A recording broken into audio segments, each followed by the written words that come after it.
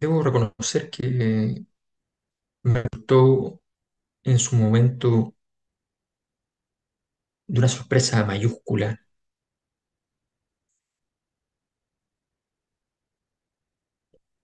Ella tenía, no sé, 17 años, creo yo, cuando me tenía ganas hace tiempo, había leído un par de libros que estaban en casa, no sé si eran de mi abuelo o de mi tío, pero estaba ahí algunos libros de Freud y tenía un par de obsesiones con obras completas y quería comprarme las obras completas de Freud. Así es que en un momento no pude comprarme las obras completas, pero encontré a razonable precio en San Diego Tótem y Tabú. Y llegué, me lo leí en la casa. Debe ser un momento cumbre en mi vida. Nunca había visto, o casi nunca, tanta genialidad. Hay todo un debate que algún día lo hablaremos acá sobre la cientificidad, el psicoanálisis. Con toda honestidad me dio lo mismo.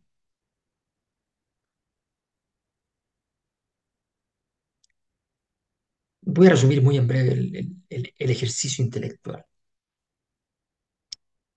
En parte dando cuenta de que existen tótemes y tabúes, y trabaja con la antropología tradicional, más Durkheim, y, y luego dice, pero mira, los tabúes son tres. El poder es un tabú,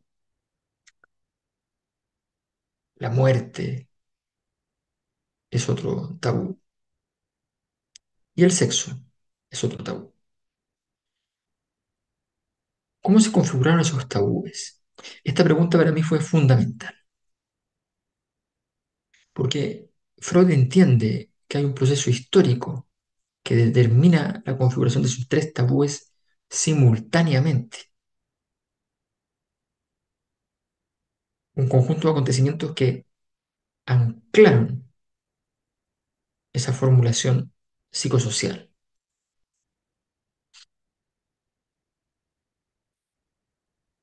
Y luego viene el ejercicio en el cual, entonces, Freud dice encontrar la ruta por la cual se produjeron esos tres tabúes.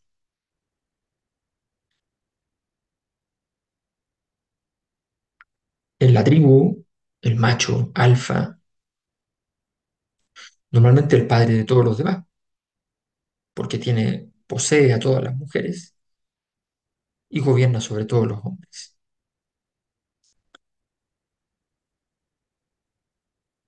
Por tanto, el resto de los hombres normalmente son más jóvenes porque son sus hijos. Y normalmente, aunque tengan más vigor, no se atreven a afrontar porque este líder ha vencido a muchos, porque por algo es el macho alfa, y por tanto hay que enfrentarse no solo a la fuerza, sino al mito.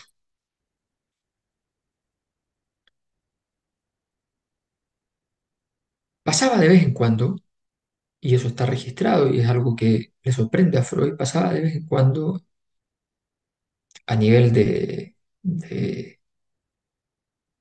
los monos que no somos nosotros, digamos, de los otros monos, se había detectado que bajo ciertas condiciones, cuando, por decirlo así, la dictadura del padre era demasiado ostentosa,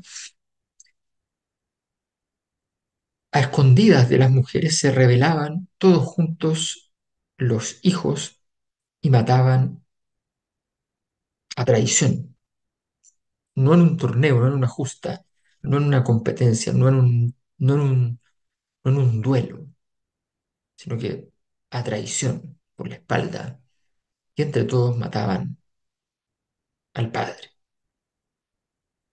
Y luego de matar al padre, Se tiraron todos estos simios encima y se lo devoraron, se lo comieron, a una velocidad sorprendente, sin dejar siquiera manchas de sangre. Desaparecido. Esa furia, ese frenesí, por supuesto le interesó a Freud. Imaginó que estos hijos querían ser como el padre. Ya les tocaría la disputa y ver quién era quién. Pero el padre tenía atributos eventualmente en su cuerpo, en su historia, que podían ser traspasables y por tanto comerte más trozos de tu padre podía ser bueno.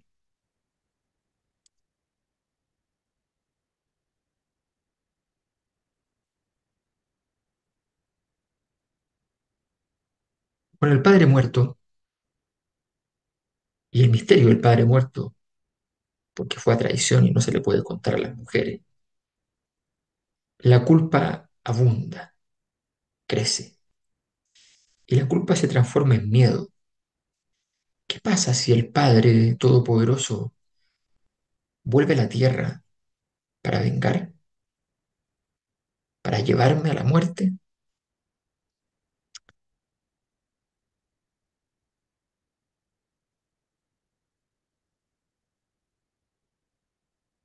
Freud empieza a dibujar así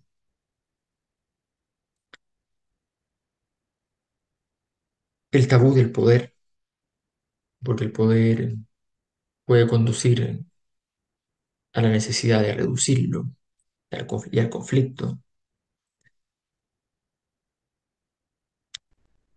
y porque el poder tiene una dimensión que asumimos que es mágica, que es inexplicable, que es misteriosa.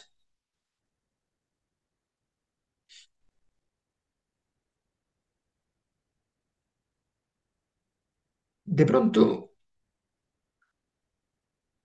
los hermanos se dan cuenta, bueno, que tienen que disputar el poder. Habrá un torneo y quien gane será el nuevo macho alfa.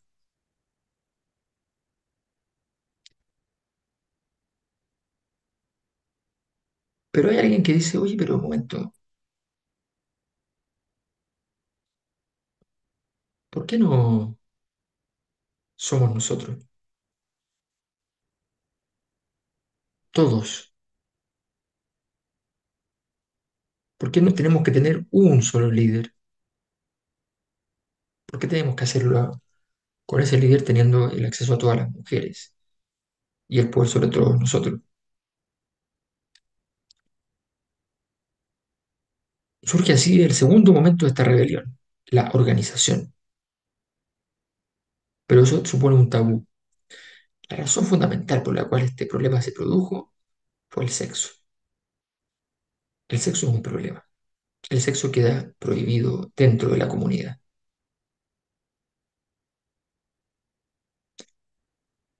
Hay que salir a buscar a las mujeres a otro sitio. Nace así el tabú del sexo y las reglas sobre él. Exogamia, por de pronto.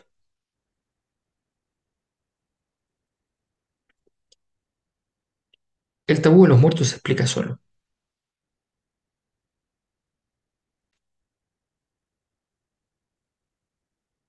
Si existe algo así como la vida espiritual, esa persona ha quedado, el asesinado ha quedado muy molesto y tratará de vengarse. Por tanto, hay que respetar a los muertos y tenerles temor y no mencionarlos los primeros días, porque bien puede sentirse llamado a regresar.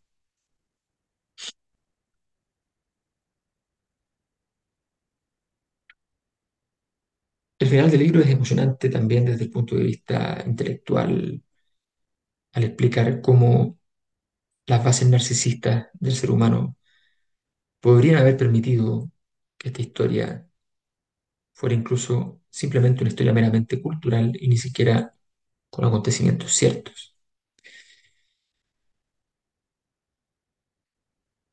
Sin importar aquello, a mi juicio, la magnitud del libro, la calidad de la escritura, habrá que decirlo, Al principio un poco pesado, pero después increíble.